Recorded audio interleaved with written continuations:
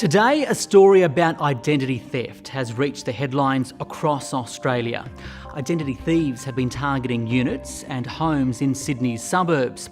For 2 years, one identity thief stole letters from letterboxes and from bins, including electricity bills and other documents, a Medicare card and a driver's licence posted in the mail. Through information from the documents, the identity thief made a new identity and with it opened up a post office box. Drugs were delivered into the post office box, and this is linked to an international drug syndicate. We believe this recent stolen identity could be yours. Identity thieves could be targeting you. 1 in 5 people in Australia are affected by identity theft and online fraud. It's costing you, the taxpayer, $2.2 billion.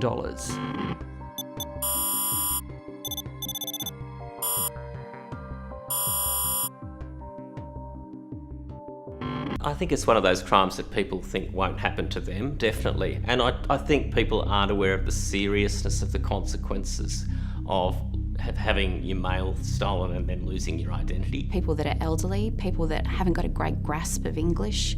We see people that aren't in the community for very long, and people of various ethnic and cultural backgrounds that are targeted quite easily in this type of fraud because their identification is the actual valuable commodity that the crooks are trying to obtain. Fraudsters are essentially doing this as a full-time job. They're really good at obtaining the information, they're really good at getting other people to go and steal the mail, and they're really good at putting together packages on particular names and particular identities so that they can live the high life on other people's money and on other people's loss. So for example, one matter that's already been before the courts, we found that the gentleman was obtaining a number of different identities. He was then opening post office boxes. With that post office box, he was then importing drugs. So by the time we came to arrest him, he'd not only created the false identity documents, the passports, but he'd also imported a great deal of narcotics into Australia using that identity. We have heard horrific stories of people losing their life savings through losing their identity. I received a telephone call saying there's the Australian Taxation Office, and I said, yes, what can I do for you? They said, you haven't answered our mail, and paying your monies that is owing, which is in arrears. And I said, well, I wasn't aware of that.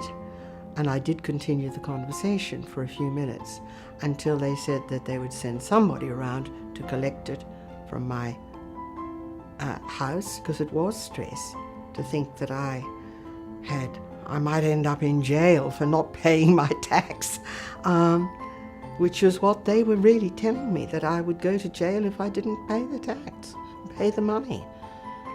So it was really a very nasty phone call. And it really doesn't matter how intelligent we are, because intelligence is really no defence against these scams.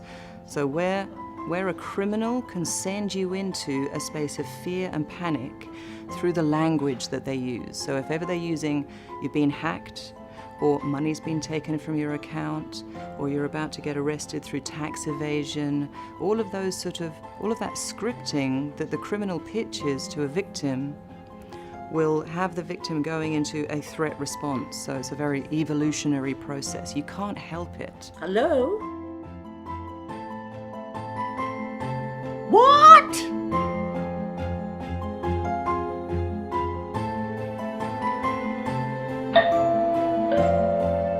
How do I protect my identity? I'm careful about who I share it with. I know how much my identity's worth to criminals, and I don't want to be responsible for helping a drug cartel or some overseas organised crime group make money in my name and put me in front of what they're doing as an organisation that's wrong. So I'm very mindful of how I share my information, who I share my information with, where I keep my information, what type of antivirus and protection measures I have on my devices when I'm online, how I keep my mail safe, where I keep my documents. Break the communication between the criminal and you by introducing others and asking them, does this seem right to you? Does this seem okay? Should I do this? With the increase in mailbox fraud and online identity theft, I do have some advice for you. If you have a mailbox, lock it.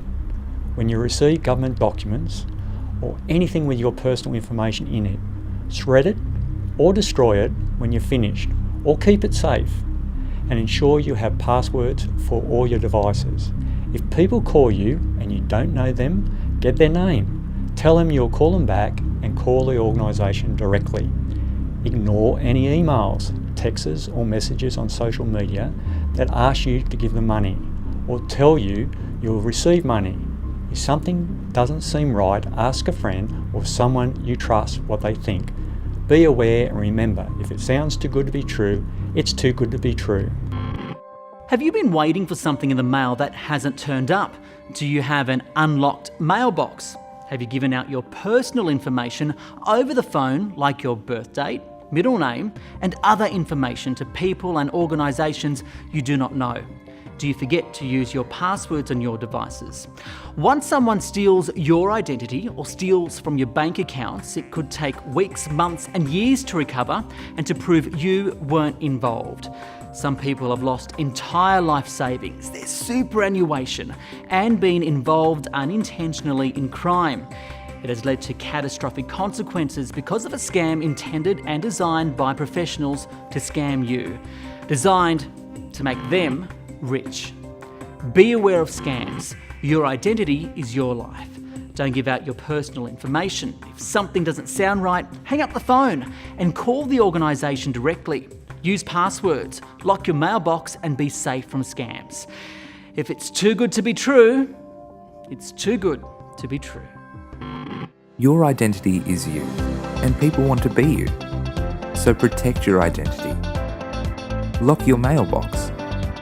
Ensure you shred your documents after you've finished with them. Keep your personal documents such as government letters, baby blue books, and certificates safe. Don't tell people your personal information, such as your birth date, address, or other identifying information, unless you know who is calling you. If someone calls you and asks for this information, ask them who they are, find the organisation's number, and call them back. Don't answer questions about your identity straight away. Ask a friend or family member what they think about the information before you sign, answer, or send personal information. Lock your digital devices with passwords and change them. Remember, if it's too good to be true, then it's probably too good to be true. Your identity is you. Take care of you.